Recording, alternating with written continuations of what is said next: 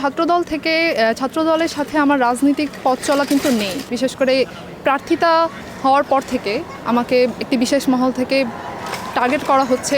আমাদের প্যানেল থেকে কিন্তু খুব সুস্পষ্টভাবে বলা হয়েছে যে আমরা গেস্ট রুম, গণরুম এই কালচারটা আমরা অফ চাই। আমরা গত 17 বছর স্বৈরাচার সরকারের আমলে কিন্তু দেখেছি যে তারা তাদের থেকে কখনোই কোনো ধরনের ক্ষমা কিন্তু তারা চায়নি তাদের কোনো কর্মকাণ্ডের জন্য। তারা কিন্তু তাদের পজিশনে সবসময় নিজেদেরকে জাস্টিফাই করার চেষ্টা করেছে। যে আমি কেন্দ্রীয় সংসদ নির্বাচনে ছাত্রদল মনোনীত প্যানেল থেকে সদস্য পদপ্রার্থী হিসেবে দাঁড়িয়েছি। ছাত্রদলের সাথে আপনার রাজনীতির পথ চলা কবে থেকে এবং কোন চিন্তা থেকে আপনি ডাকসুতে প্রার্থী হওয়ার সিদ্ধান্ত নিলেন? দেখুন, ছাত্রদলের সাথে আমার রাজনৈতিক পথ চলা কিন্তু নেই। মানে এটা আমি বলবো যে ডাকসুকে ঘিরে আমার ছাত্রদলের প্যানেলে আসা। আমি মেইনলি শিক্ষার্থীদের জন্য কাজ করতে চাই, এই ক্যাম্পাসে কিছু চেঞ্জেস আনতে চাই। এতদিন হয়েছে কি, দূর থেকে অনেক বলেছি যে কেন এটা হচ্ছে না, কেন ওটা হচ্ছে না। এবার মনে হলো যে নিজে থেকে যদি কাজ করতে পারি তাহলে হয়তো চেঞ্জেসগুলো আনতে পারবো।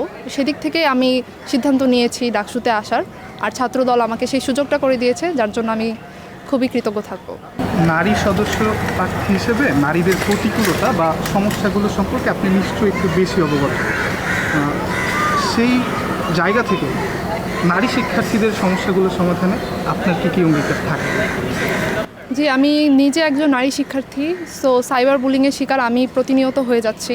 বিশেষ করে প্রার্থিতা হওয়ার পর থেকে আমাকে একটি বিশেষ মহল থেকে টার্গেট করা হচ্ছে, প্রতিনিয়ত সাইবার বুলিং করা হচ্ছে, স্লাট শেমিং করা হচ্ছে। তো সেখান থেকে আমি বুঝতে পারছি যে নারী প্রার্থিতা কেন এবার কম। এটা কিন্তু একটা ভয়ের দিক থেকে চলে আসে।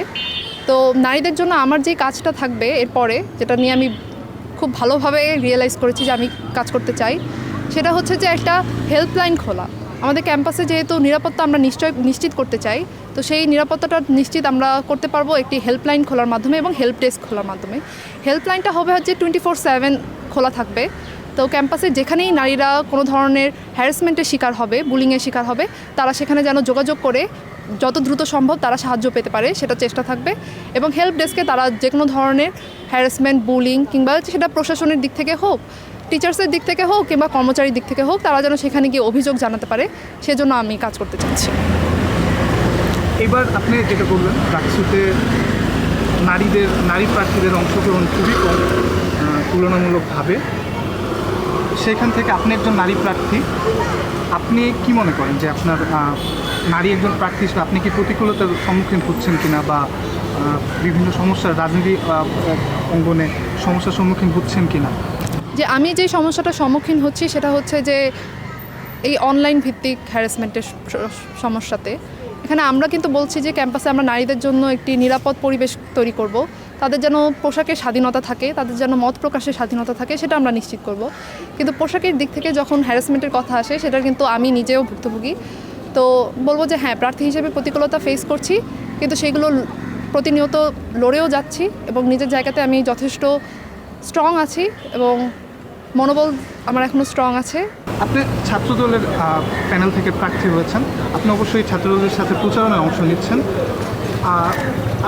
শিক্ষার্থীদের মধ্যে একটা ভীতির কথা শোনা যায় বা গণমাধ্যমে বিভিন্ন প্যানেল থেকে বলা হচ্ছে যে শিক্ষার্থীদের মধ্যে একটা ভীতি আছে যে ছাত্রদল যদি ক্যাম্পাসের রাজনীতিতে আবার ফিরে আসে তবে গণরুম, গেস্ট রুম কালচার ফিরে আসার একটা ভয় শিক্ষার্থীদের মধ্যে আছে। আপনি প্রচারণায় অংশ নিয়ে শিক্ষার্থীদের মধ্যে এরকম ভীতির কথা শুনতে পান কি না? আমি শিক্ষার্থীদের সাথে যতটুকু ইন্টারাক্ট করেছি তাদের মধ্যে এই ধরনের ভীতি নেই। তারা ক্যাম্পাসে ছোটোখাটো যে সকল বিষয়গুলো আছে সেগুলো আমার সাথে কনভে করেছে, তারা কী চেঞ্জেস চায় সেগুলো কনভে করেছে। আর আমি বলবো যে আমাদের প্যানেল থেকে কিন্তু খুব সুস্পষ্টভাবে বলা হয়েছে যে আমরা গেস্ট রুম, গণরুম এই কালচারটা আমরা অফ চাই। তো সেখান থেকে আমরা নিজেদের জায়গাতে খুবই স্ট্রং, আমরা এই কালচার ফিরে আনতে দিব না। এবং এটা এখন শিক্ষার্থীদের জায়গা থেকে বিচার করার পজিশনে তারা বিচার করবে যে তারা কি আমাদের উপরে আস্থা রাখতে পারবে কি না। কিন্তু আমাদের জায়গা থেকে আমরা যথেষ্ট অঙ্গীকারবদ্ধ যে আমরা এই কালচার ফিরে আসতে দিব না। সেটা হচ্ছে গতকাল একটি বিষয় নিয়ে বিতর্ক হয়েছে, একটা ক্লিপ নিয়ে। সেটা হচ্ছে ছাত্রদল এজিএস প্রার্থী মায়েদের একজনকে শিবির ট্যাগ দেওয়া নিয়ে। সেটা নিয়ে অনলাইনে, গণমাধ্যমে, সোশ্যাল মিডিয়াতে অনেক বিতর্ক হচ্ছে। সেটাকে অনেক প্যানেল থেকে বা অনেক জায়গা থেকে সেই ক্লিপটিকে ছাত্রলীগ আমলের একটি রাজনৈতিক অপসংস্কৃতি হিসেবে বলা হচ্ছে। এই বিষয়ে আপনার অভিমত কি?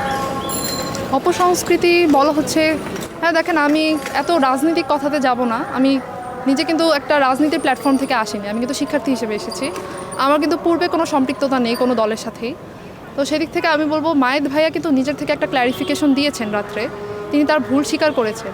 তো এটা কিন্তু একটা পজিটিভ চেঞ্জ হিসেবে আমরা দেখছি।